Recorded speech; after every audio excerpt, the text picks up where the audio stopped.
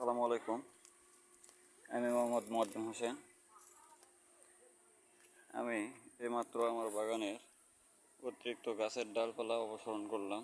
আমার এখানে বেশ কিছু গাছ এই গোড়া পচন রোগে মারা যায়। গাছের সংখ্যা 1, 2, 3, 4, 5, 6, 7, 8, 9,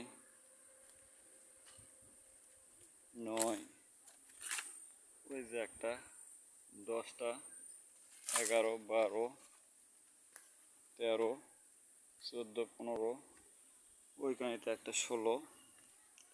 এতগুলো গাছ যখন মারা যায় 16, এরপরও আরও হয়তো 2-3টা হবে।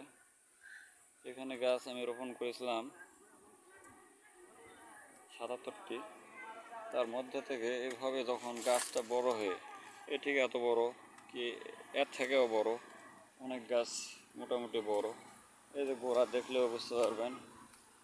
কেবলই এই গাছটা কাটা ফেলে দিলাম। এই গাছেরও গোড়া পচন হলেও এই গাছের গোড়াটা অনেকটা আগের থেকে সেরে উঠছিল। তারপরেও যেহেতু গোড়াতে পচন আছে, ওখানে আমি ওষুধটা দিয়ে দিব। আবার এই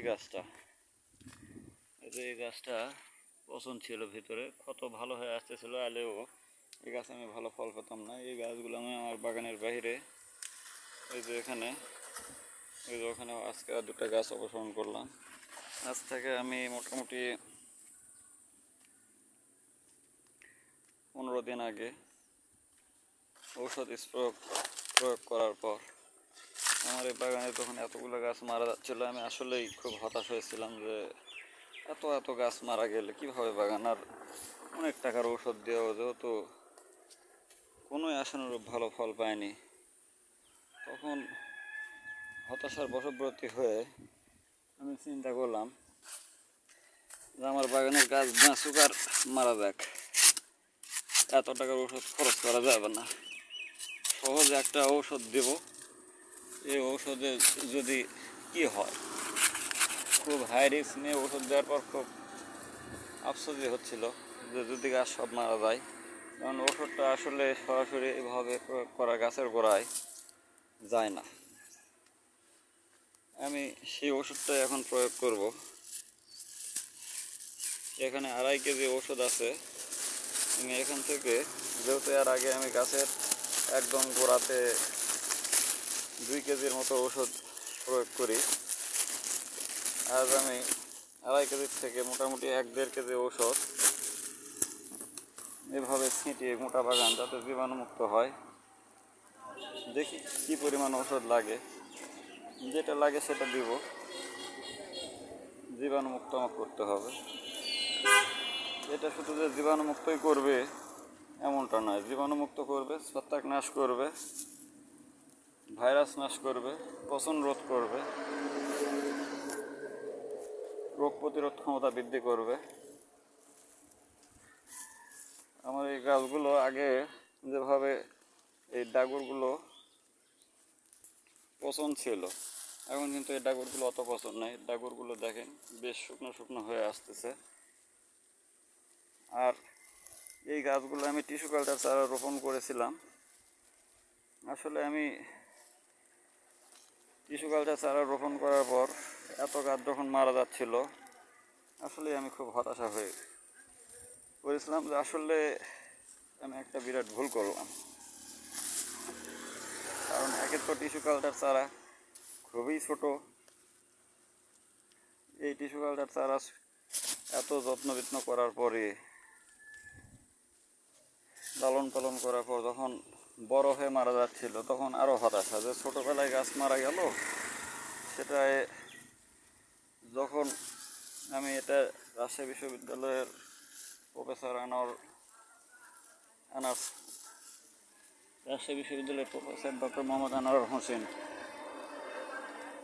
ওনার ওখান থেকে এই চারাগুলো সংগ্রহ করি। তাকে 1 মাস আগে বুকিং দিই, চারাটা নিয়ে আসি। চারাগুলো আসলেই খুব একটা ভালো মানের ছিল না, কারণ যে মানসম্মত চারা হওয়া উচিত ছিল সে মানের চারা আমার কাছে সেটা মনে হয়নি। এই যে এই জায়গাতে আমি একটু বেশি পরিমাণে আমার এই মেডিসিনটা প্রয়োগ করতেছি, যাতে এখানকার সব ধরনের জীবাণু মারা যায়, গাছটা পরিপূর্ণভাবে। পরে বকও বেশ বড় হয়ে গেছে, বকটা পরিপূর্ণভাবে সুস্থ সবল হয়ে যায়। কারণ আমি আর আগে এই ওষুধটা প্রয়োগ করেছি, যদিও এই ওষুধটা প্রয়োগ করা আমি গুগলে সার্চ দিয়ে দেখেছি ওই ওষুধ সরাসরি এভাবে প্রয়োগ করা নিষেধ।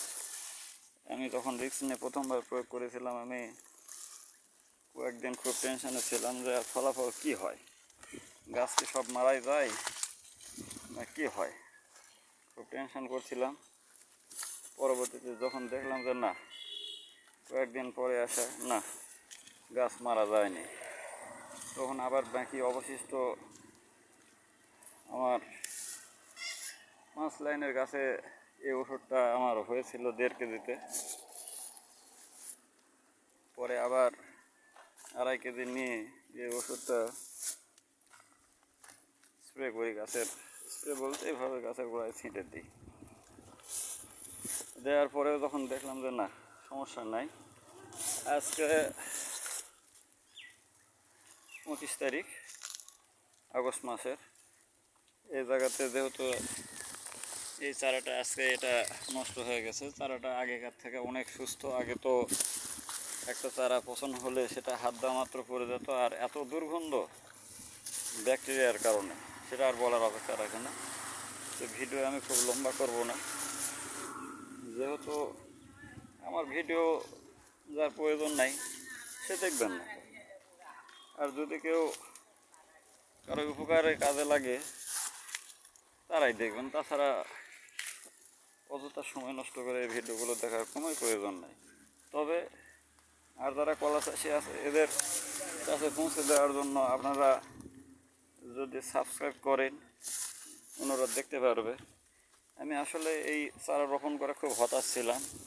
একে তো টিস্যু কালচার চারা খুব ছোট হয়, আর টিস্যু কালচার চারা সম্পর্কে আপনারা ইউটিউবে সার্চ দিলেও টিস্যু কালচার চারা দেখতে পাবেন।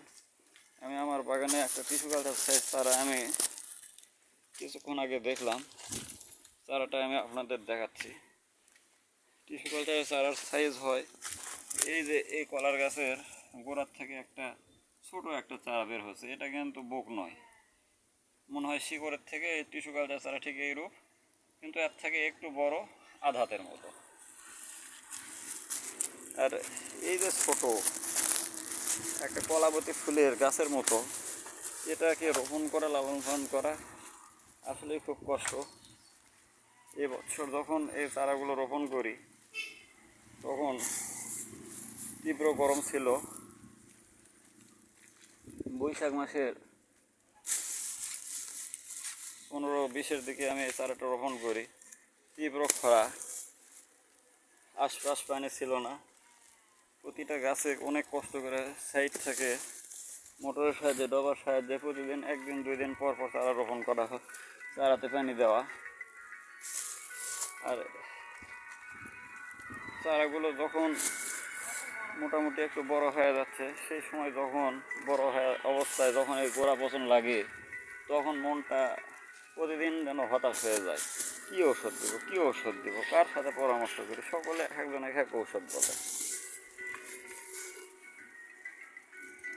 এই ঔষধের এক একজন এক এক ঔষধ বলে আমি তো দিশাহারা।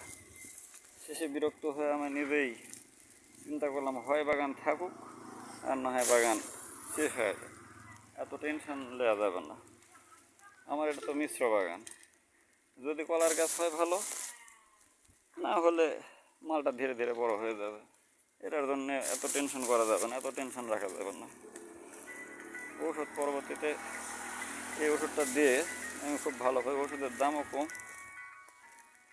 আমি আপনাদের পরবর্তীতে বাগানের ভিডিও আবার দেখানোর পর গাছগুলোর কী অবস্থার উন্নতি হলো সেটা জানাবো, আর ঔষধের নামও তখন আমি প্রকাশ করব। যদিও ঔষধ আসলে কেউ বলে না যে এইভাবে প্রয়োগ করো, যার কারণে আমি নামটা জানাচ্ছি না। আসসালামু আলাইকুম। আপনারা ভিডিও লাইক করবেন, সাবস্ক্রাইব করবেন। এই যে দেখেন, এই বোকার কলার গাছ, যেন প্রায় সেম হয়ে গেছে। এই কলা গাছটা যদি আমার মারা যায়, একটু অসুস্থ আছে যার কারণে বোকটা সাইডে আমি রাখছি, তাহলে আমার এই বোকটা আমার কলার গাছের সমান হয়ে যাবে। আপনারা দোয়া করবেন, অন্যদেরকে সহায়তা করবেন। এই যে গাছগুলো আমার মারা গেছে, এই গাছগুলো কিন্তু এখন ব্যাকটেরিয়া মুক্ত হয়ে যাচ্ছে, প্রায় সুস্থ, যার কারণে আমি আর সাইডের বোক অপসারণ করেছি। আচ্ছা, আসসালামু আলাইকুম।